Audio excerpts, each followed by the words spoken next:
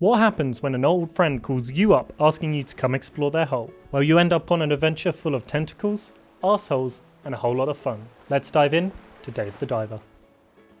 So you've just hit 40, and for your midlife crisis, you've decided to quit your job and go live from a beach. And wouldn't you know it, on your first day relaxing, you get a call from your old boss Cobra, asking you to come join some shady startup of his. Dave, I've got a job for you. Come get in my hole, Dave. What was that? It's totally safe, and I'll treat you to all you can eat sushi, Dave. And let's be honest, you're not the smartest. You heard free food, and you're on the first available plane. Not realizing that the plane ticket itself was far more expensive than any sushi you could ever have. And you're bored on the flight, so to pass the time, you look out the window, and that's when you notice something a bit odd. You see a delivery boat in the water. It seems to be stopped, bobbing from side to side. Suddenly a gigantic tentacle shoots out of the water, the size and girth that you only see in horror movies. Oh damn, I think I've already seen this one. I think I know what's going to happen next. The tentacle grabs the boat and lifts it into the air. Then it drags it down into the bottom of the ocean. Wow, in-flight entertainment's gone pretty good. It's a shame, but your plane is landing now, so you're going to have to watch the rest of it later. You step off the plane, you stretch your legs, and who's that running towards you? Dave, look at my giant blue hole. Which is the first thing Cobra's said to you since you've stepped off the plane. I think it's probably worth explaining a bit about Cobra's character, you see. Cobra deals in absolutes. Do I have money? Do I not? How many lines do I have? 1, 0, if 0, get 1. At a minimum. My master plan, Dave. Poke around my hole. Pull out anything you can find. We're gonna sell it to tourists at the sushi place. And you're left trying to figure out whether this way of speaking was a fetish for him or whether he's a master manipulator, because before you know it, you're co-conspirator number 2 and you've taken on all the debts of this operation under your own name.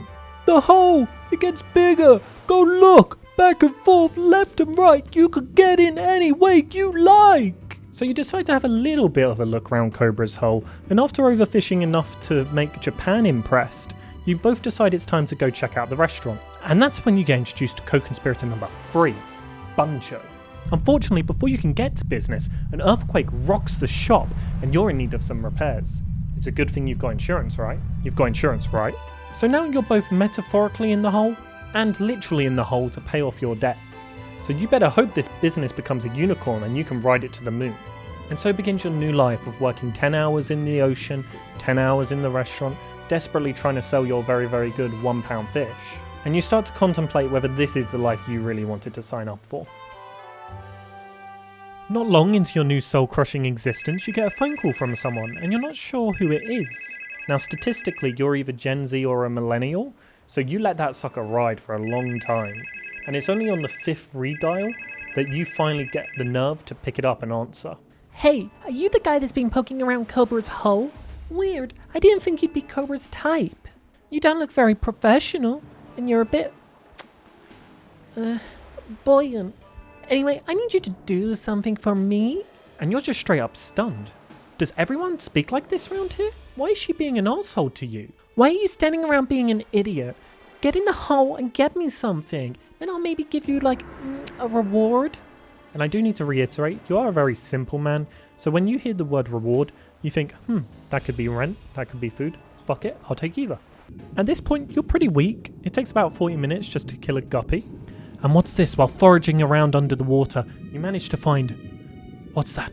A subscribe button? I wonder what happens if you click it. Why don't you try? But after some exploration, you manage to get what she asked for and return to the surface safely. There were no signs of any tentacles or anything suspicious, at least not this time. I guess you did good enough. Here's your reward. My phone number.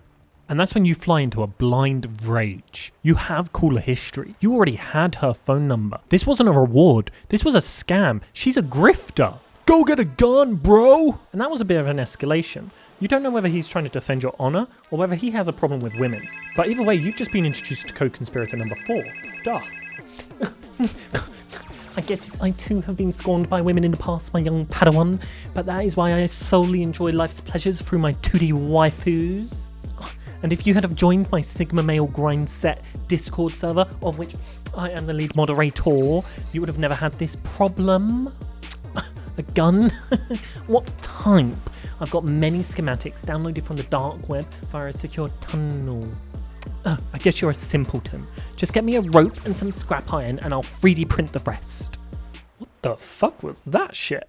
This guy is giving you all types of bad energies. You don't know what he's done, but you're sure he's done some shit. That's why you make it your life's mission to get him behind bars where he belongs.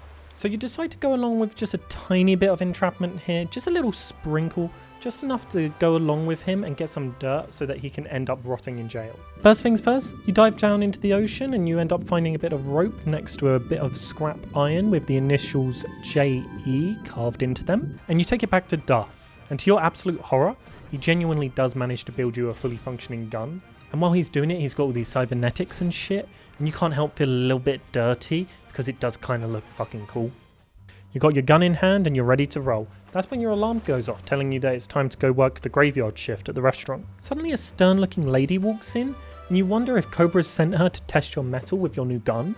But then she walks straight past you and speaks to Bunko. Suddenly they're in a full argument. Bunko, you never listen to what the customer wants. But the customer's dumb. Yeah, we both know that. But you said the quiet part out loud. Just taste how good my food is, then you'll see. Dave, go kill a shark for me. What? And you start thinking to yourself, I don't have 76 fishing, and this isn't even RuneScape to begin with.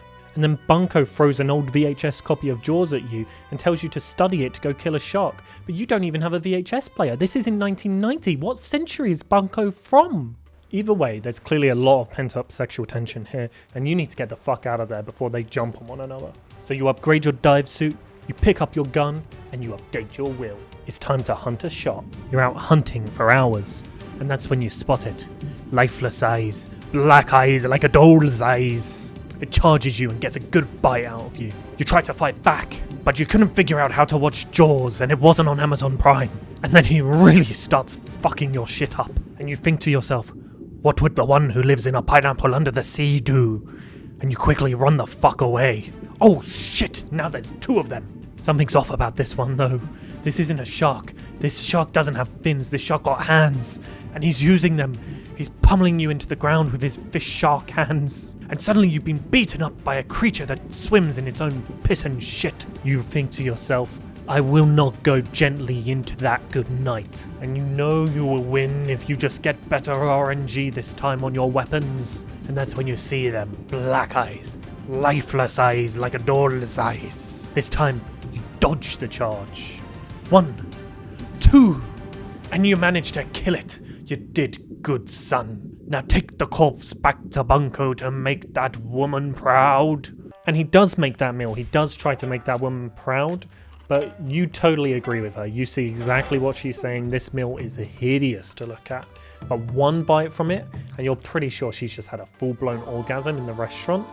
And you may think that these hearts right here are a post-processing effect, but no, they are genuinely real hearts that are flying all over the restaurant, and now you've got a major health violation incoming. And now she is fully convinced. She wants to be your angel investor. She is on the ground day one, ready to ride you to the moon. Unfortunately, the only skill she has is being a LinkedIn recruiter, so she's pretty fucking useless. And so ends your second day. You met a tsundere, a degenerate. Yeah, that's all you met. And you wondered to yourself, what could be happening on the third day? Oh, Jesus, in comes Dr. Bacon. Dr. Bacon is harmless. He's not an arsehole, but he is a little bit crazy. On his very first meeting with you, he starts explaining how there used to be an ancient race of sea people that lived under the water, and how they had this super advanced ancient civilization until it suddenly disappeared one day. And to your amazement, when you go to the dive spot he gave you, you do genuinely find some ancient artifacts. And you start to wonder whether maybe there's something more to this story. And do you remember when you flew in, you saw that giant tentacle pull the boat down into the ocean? It's time to get a bit more heavy-handed with the foreshadowing. This time you see the giant squid's eye, and it is getting close and it looks hungry. Luckily you're safe for the moment, and that's when you're told by Cobra to use a bomb to enter a secret sea people chamber. I'm not too sure if bombs actually work underwater, but I'm going to ignore that for now because now we get the first look at the fishmen. And you've seen One Piece. You quickly realise that this is more like Arlong Park than Fishman Island, and these guys could fuck you up. So you're probably in danger at this point. And you finally get back to the surface when you get a call from Duff screaming. Oh, my anime figure, it went missing. The delivery boat, it sunk. Dave, please go save my waifu. Onegaishimasu. And you thought, damn, this is a great opportunity to send some evidence into the FBI. So you go down and you try and retrieve the parcel, but oh, wouldn't you know, it's been stolen by a tentacle. And you realise that an anime figure being grabbed and taken by a tentacle while you're next to it is really dangerous, just from an optics point of view. You don't want the FBI thinking you're involved in any of Duff's shit. And yes, he's not technically done anything illegal that you're aware of, but you're pretty sure if they look hard enough, they'll find something. Luckily, Duff seals his own fate by giving you a gas cutter. And again, you're not a physics student, so you don't really know if the gas cutter would work underwater or how like fire underwater works, but you know, there are scientists for that. Either way, you manage to get through the shipwreck and you're ready to get the box back before you're met with a terrible fate. So you manage to sneak your way in and get to the spot where the giant squid has stolen and hidden the box.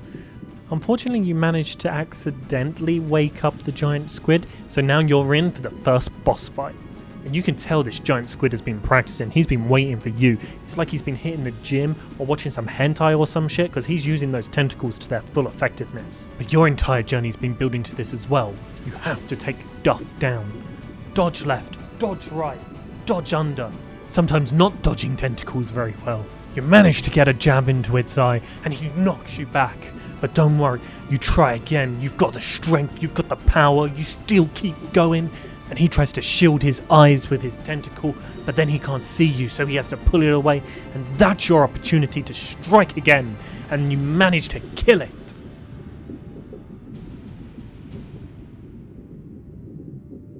From under the corpse of the giant squid, out pops a sea person. They're still alive! And they swim away, and you manage to catch your breath, and that's when you spot it. You dive down just a bit more, you drag it up to the surface, and you finally got it.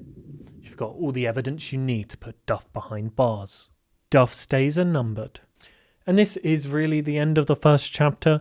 You return to the restaurant and have a celebration with everyone. And you all cheers to a successful killing of a giant squid, an endangered species of which there's only 4 now left in existence.